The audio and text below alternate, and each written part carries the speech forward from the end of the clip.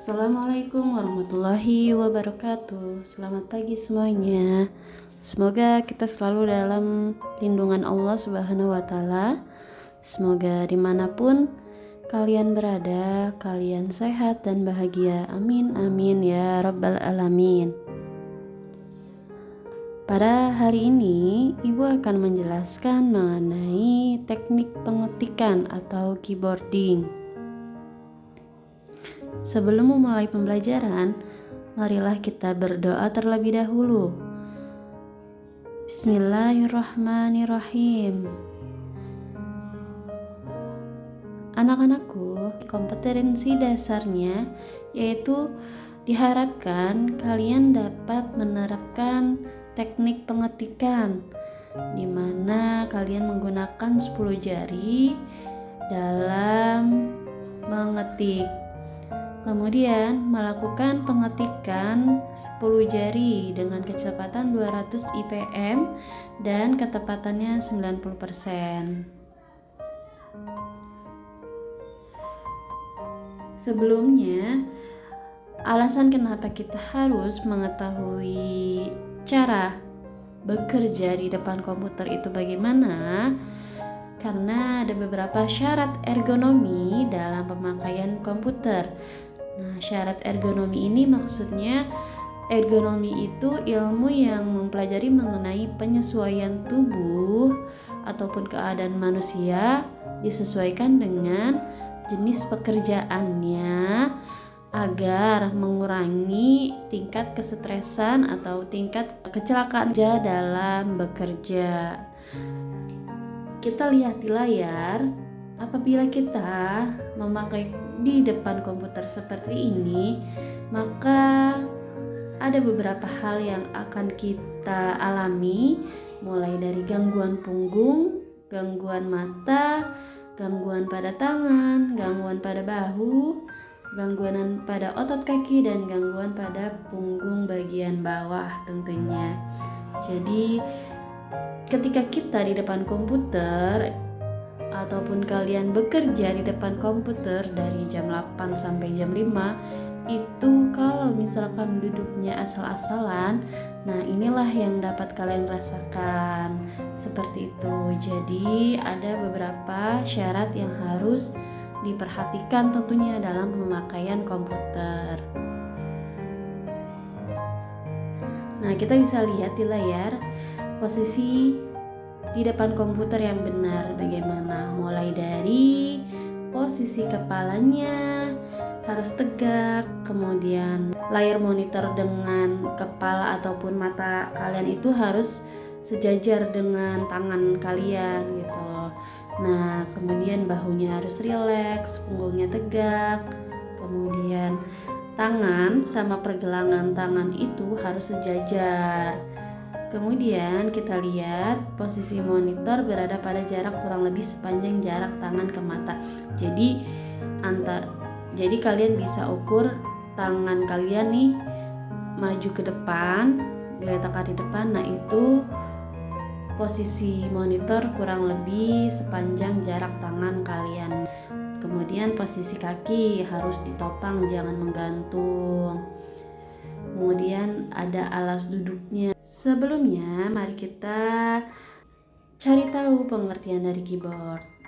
Keyboard adalah sebuah perangkat keras hardware pada komputer yang berfungsi sebagai alat untuk input data yang berupa huruf, angka, dan simbol. Atau bisa juga dikatakan sebagai sebuah perangkat keras pada komputer yang berbentuk papan dan memiliki berbagai macam tombol, di mana tombol tersebut berfungsi tentunya berbeda-beda pada penekanannya yang bisa menghasilkan proses yang sesuai dengan keinginan penggunanya. Ada beberapa jenis keyboard. Nah, jenis-jenis keyboard ini dibedakan menjadi dua. Ada yang berdasarkan tata letak dan ada juga yang berdasarkan konektor. Berdasarkan tata letak itu ada apa aja sih? Mulai dari keyboard QWERTY. Nah, keyboard QWERTY ini keyboard yang biasanya dipakai di lab. Nah, itu pakainya yang QWERTY. Kemudian ada juga Dvorak. Nah, Dvorak ini tentunya berbeda ya dengan QWERTY. Mulai dari susunan tombolnya kita bisa lihat ya, itu berbeda. Kemudian ada apa lagi nih berdasarkan tata letak? Ada Maltron, kemudian ada Glockenberg. Nah, ini ada beberapa jenis lagi. Ini ada keyboard chord. Ini keyboard numerik, jadi cuma angka doang. Dan keyboard alfabetik. Jadi susunan keyboardnya itu berdasarkan alfabet, jadi A, B, C, D, E, F, G, H, I, J ke bawah, K, L, M, N, berarti sesuai dengan alfabet gitu susunan dari keyboardnya. Nah, tadi kan berdasarkan tata letak. Nah, sekarang berdasarkan konektornya. Ada yang namanya keyboard serial, kemudian ada keyboard PS2. Nah, yang biasa kita pakai di lab itu keyboard USB karena penyambungannya berdasarkan kabel USB. Kemudian ada yang namanya keyboard berdasarkan wireless. Jadi dia itu sambungannya memakai Bluetooth. Nah, ada juga nih sekarang yaitu keyboard virtual. Jadi kita tidak perlu membawa papan-papan keyboard itu kemana-mana, tetapi kita bisa menggunakan alat kecil yang disambungkan melalui Bluetooth gitu. Ini ada beberapa struktur keyboard yang kalian bisa tahu, mulai dari function key. Nah, ini beberapa fungsi keyboard mulai dari F1, F2. Nah, itu termasuk dalam function key. Nah, kemudian yang sering kita gunakan untuk mengetik itu typing key. Nah, yang bagian kanan atau bagian tengah itu namanya control keys, dan yang paling pinggir kanan itu adanya numeric key. Nah, ini struktur keyboard QWERTY ya yang biasa kita pakai di lab gitu. Lalu, apa sih itu mengetik? Mengetik cepat adalah sebuah proses dalam mengetik dalam teori jari dan keserampakan hentakan pada papan ketik yang menghasilkan teks atau angka atau simbol dengan rapi, cepat, dan tepat sesuai dengan mata tanpa melihat keyboard. Jadi mengetik cepat ini kita mengetik dengan hentakan yang serempak di papan ketik, menghasilkan ketikan yang rapi, yang cepat, dan kemudian tepat tanpa harus melihat ke keyboard. Selanjutnya, ada beberapa teknik pengetikan yang harus kita ketahui. Yang pertama, latihan manual dengan cara kita mengetik terus-menerus tuh misalkan di Microsoft Word gitu. Kemudian ada yang latihan mengetik dengan situs internet. Nah, itu biasanya ada yang situs internet yang menyediakan untuk kita melatih dalam mengetik. Kemudian ada yang dengan program atau aplikasi. Nah, misalkan ada aplikasi yang namanya Typing Master. Nah, itu aplikasi yang menyediakan kita untuk belajar mengetik dengan cepat. Kemudian ada yang namanya latihan mengetik cepat yang menyenangkan. Nah, ini biasanya dimainkan dalam bentuk games. Dalam mengetik 10 jari tentunya ada beberapa teknik yang harus kita ketahui, mulai dari kita harus mensejajarkan pergelangan tangan kita dengan telapak tangannya. Jadi antara telapak tangan dengan tangan nih itu harus sejajar. Jadi jangan sampai telapak tangan kita itu posisinya di atas tangan kita. Nah, kemudian posisi siku itu menggantung. Nah, dalam mengetik 10 jari 10 jarinya itu semua jari harus lemas, jangan tegang. Tekan tombol dengan tenang, jangan ditekan dengan keras-keras ya. Lemaskan tangan bila sedang tidak mengetik. Jadi kalau tidak mengetik nggak usah tuh yang namanya tegang gitu loh. Kemudian letakkan jari pada posisi kunci keyboard. Artinya gini, ada beberapa kuncian dalam mengetik 10 jari. Nanti kita akan pelajari kunciannya. Nah, ini ada tugas-tugas dari 10 jarinya ya. Mulai dari jari telunjuk bagian kiri, tangan kiri kita nih, itu fungsinya untuk mengetik huruf F, R, V, G, T, B, angka 4 dan 5.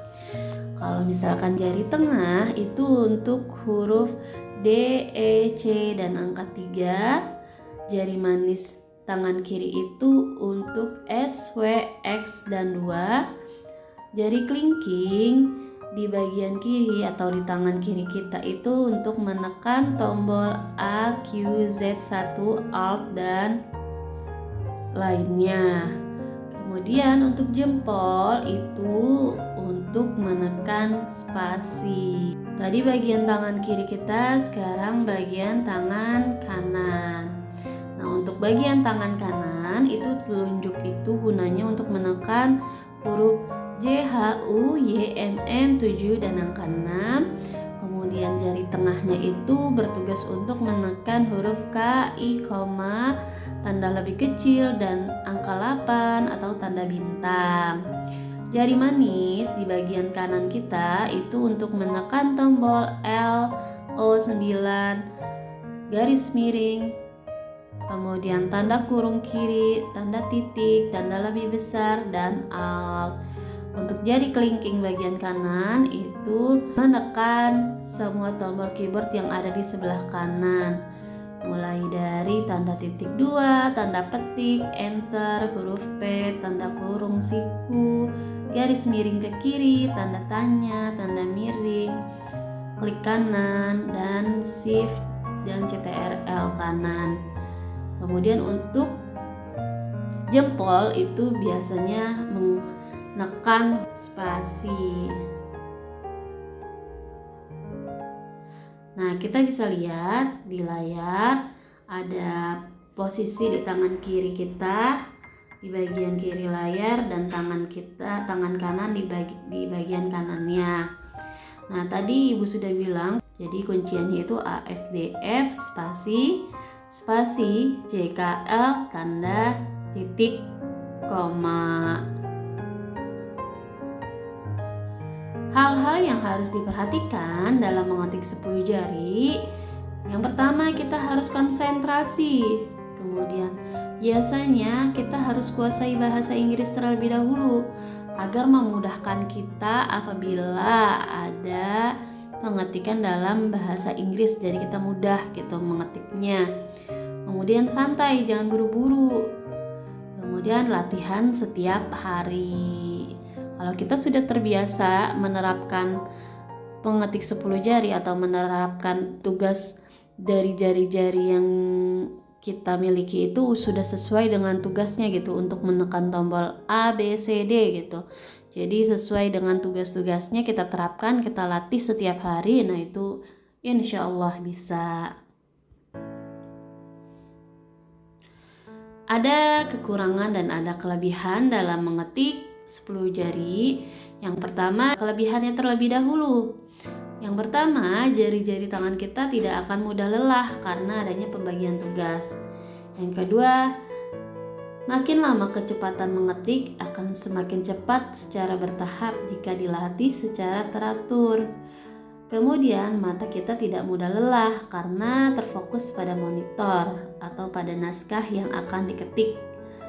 Kemudian kelebihannya yaitu mengetik dengan sistem 10 jari akan lebih cepat ketimbang menulis tangan tentunya.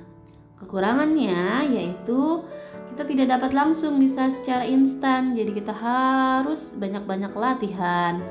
Yang kedua, Kesalahan pengetikan tidak dapat langsung diketahui oleh si pengetik karena si pengetik menggunakan insting atau gerakan refleksnya. Yang ketiga, tidak dapat melihat angka dengan teratur. Ada beberapa manfaat yang kita dapatkan dalam mengetik 10 jari. Yang pertama, semua pekerjaan yang menggunakan komputer itu pasti cepat selesai. Yang kedua, menawarkan jasa mengetik. Jadi kalau kita bisa mengetik dengan cepat, kita bisa menawarkan jasa mengetik untuk orang-orang misalkan yang menulis skripsi atau tugas dan lain sebagainya, atau menulis buku gitu. Bisa membuat buku, jadi dengan kita bisa mengetik cepat nih, jadi kita mudah gitu dalam membuat buku. Yang keempat yaitu mudah untuk mencari pekerjaan tentunya. Yang kelima, cepat dalam mengerjakan tugas sekolah. Dan yang terakhir, membuat postingan blog lebih cepat. Oke, sampai di sini Ibu rasa selesai. Terima kasih atas perhatiannya. Kurang lebihnya mohon maaf. Wassalamualaikum warahmatullahi wabarakatuh.